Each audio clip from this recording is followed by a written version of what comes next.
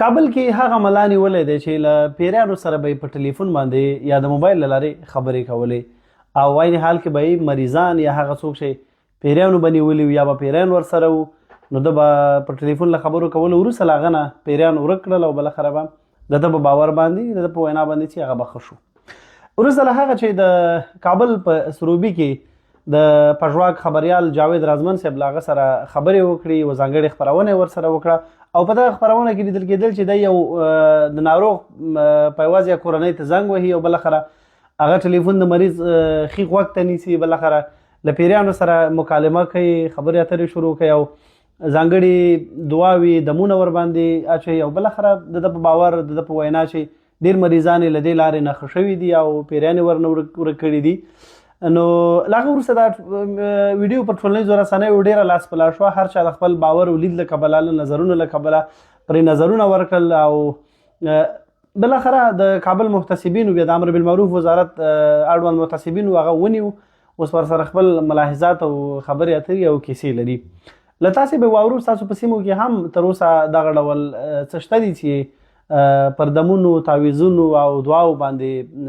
د خلکو عقیده او باور وي او یا دغسې خلک وي چې ان له پیریانو سره په ټلیفون باندې خبرې وکړي. ځینې کلیپونه پر دې پاس ویډیو کې شته دي تاسې یې کتلی شئ. خیر وروره جوړې په خیر کورو ته خیر د مریض سره د خوا کې صحیح شو ټلیفون یې ښي غوږ ته ونیسه ما ته ووایه بیا ښه ښي غوږ ته ورته ونیسه نږدې په خپل لاس کې ونیسه چې د نوې نه غورځوي ودې نیوه ورته حسبي الله لا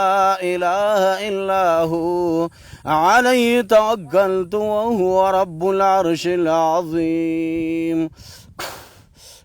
خبرې ته غوږ شئ که تاسو د شپولي بابا جنیات یا د میالي بابا یا د غزني بابا یاستئ یا د بل ځای یاستئ نو دا د پرون هم موږ د تاسو خدمت کړی دا د ټلیفون د لارې بیا هم در باندې قرآن تلاوت وکړه نو قرآن د هر مسلمان دپاره دوا او شفا ده نو تاسو ظلم مه کوئ مسلمانانو تکلیف مه رسوئ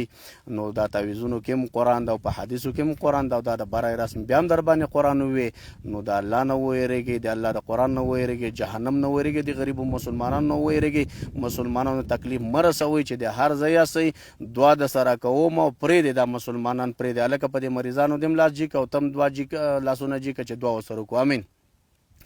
الحمد لله رب العالمين والعاقبة للمتقين والصلاة والسلام على رسوله محمد وآله واصحابه اجمعين.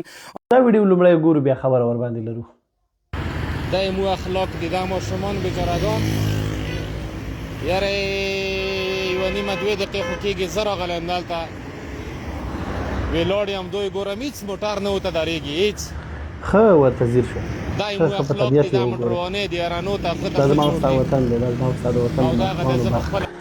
دا زما ستا وطن او دا زما ستا د ماشومانو او دا زما ستا د وطن هغه آینده ده چې دا وطن ورته غاړې دی او زما ستا نه وروسته به یو انګېزه دا پیدا ده چې ځوان نسل خصوصا ماشومان به دا وطن پښو باندې دری رالویږي به او هغه به د دې وطن درد لپاره دوا ګرځي. اما زما ستا د وطن د غټانو رویه بیا د ډریورانو رویه له دې خلکو سره والله د ډېر زیات د تعصف وړ ده. یعنې زه شخصا وشرمېدم په دې چاره باندې. اول خو باید دا ووایم چې دا ویډیو تازه پر ټولنیزو رسنیو خپرېږي نه پوهېږم د څه وخت ده چېرته ترسره شوې ده خو اما زما ستا وطن دی. کله چې زما ستا وطن وي نو که پرونی وي نننی وي او که سبا ته د ورځې وي له مخکې به هم پرې خبره کوو. خبره مې دا کوله چې نوره دنیا کې خصوصا زه چې فرانسه کې یم نو که کله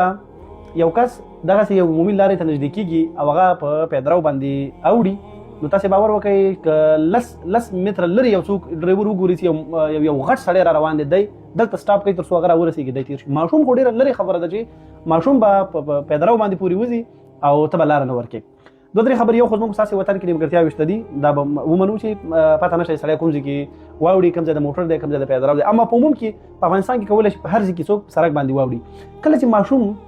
دوه ماشومان نورې لاسونه نیولي وي او هغه د ښوونځیو په کالیو کې وي نو زه نه پوهېږم دا کوم انسانیت دی دا کوم شرافت دی چې ته ورنه تېرېږه او دوی ته لاره مه ورکوه. یعنې زه نه پوهېږم دغه وخت کې تاسې نه دغه انسانیت چېرته کډه کړې ده چې دا درې واړه خواران د دې منتظر دي چې دا یو به درېږي دوهم به درېږي لسم به درېږي والله هغه یو ودرېد تر دې چې د دې ویډیو هغه جوړونکي هغسې ورغی او بیا شاید دوی د لاسه رانیولي وي او تېرې کړي وي. ګورئ په نوره نړۍ کې کله چې پیدرو ته یو موټروان دغه ډول په قصدي ډول باندې ونه درېږي تر دې چې هغه نه لایسنس اخیستل کیږي. لومړی کې دغه هر په بهر کې خصوصا په فرانسه کې یو موټروان هغه د خپل حالت له کبله مختلف پوینټونه لري، اته دي لس دي ټولې 12 دي. که چېرته ته دغسې ماشومانو ته دغسې لویانو ته لاره ورنکړې او په سړک باندې ورنتېر شي او په دغه وخت کې تا کنټرول در باندې راشي، پولیس دې وګوري، کمره دې ووهي، بالاخره تا نه پوینټونه اخیستل کېږي. کله چې پوینټونه اخیستل کېږي صفر کېږي، لایسنس در نه اخیستل کېږي. تر دې حده پورې ارزښت دې کسانو ته ورکول کېږي چې پر عامه لاره باندې روان وي او ته لاره ورنکړي. که چېرته په فرانسه کې په هغه ټاکلي ځای باندې چې پایداره وي په هغه باندې څوک نه وي او په عمومي لارو باندې هم واوړي، نو په دغه حالت کې هم دغه پلې ته کوونکی چې دا لومړیتوب لري چې په دې سړک باندې تېر شي ته به ورته درېږي. یعنې تر دې حالت دلته قانون په زیاته کچه په سلو کې تطبیقېږي. اما که یو څوک پرته د قانون نه پر یوه داسې سړک باندې پورې وځي چې هغه ته ټوله د موټرو لومړیتوب دی، د موټرسایکلو لومړیتوب دی، اما که یو څوک په هغه لاره باندې تېر شي، هغلته هم د دوی په لایسنس کې دا ذکر کړي دي چې ته نه بلکې دا سړی لومړیتوب لري، ځکه هغه به د یوې ستونزې له کبله په دغه لاره باندې راتېر شوی وي. اما زما ستا وطن کې بیا د دې خلکو د ماشومانو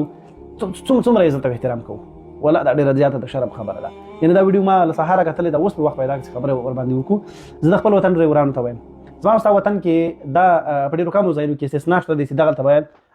پلي ته کوونکي له سړک نه یوې غاړې نه بلې غاړې ته واوړي. خو کومو ځایونو کې چې اما عموم کې هر څوک کولی شي په هر ځای کې واوړي. کله چې بیا مو ماشومان کتل، لویان مو کتل، سپین ږیري مو کتل، نو لطفا د دغه خلکو احترام وکړئ او د انسانیت احترام وکړئ، دوی ته ودرېږئ، ښه په قراره باندې چې دی لاړ شي، تاسې بیا تېر شئ. دا خو لا انسانان دي، ولو که تاسې ځناور هم وکاته، که سپی و، که پیشو وه، که وزه وه، که غوا وه، که خر و، زموږ ستاسې وطن کې معمول دي دا مسایل. نو لطفا ورته ودرېږئ، احترام یې وکړئ، په قراره له هغوی سره همکاري وکړئ او بیا تېر شئ. ستاسې 15 دقیقې ناوخته تګ اما د دې خلکو بس ته ژوند تاسې خطر کې اچولی دی. که د همدې ماشومانو نه یوه یې سړک ته منډه کړې وې نو کېدای شي د ده ژوند اخیستل شوی وی.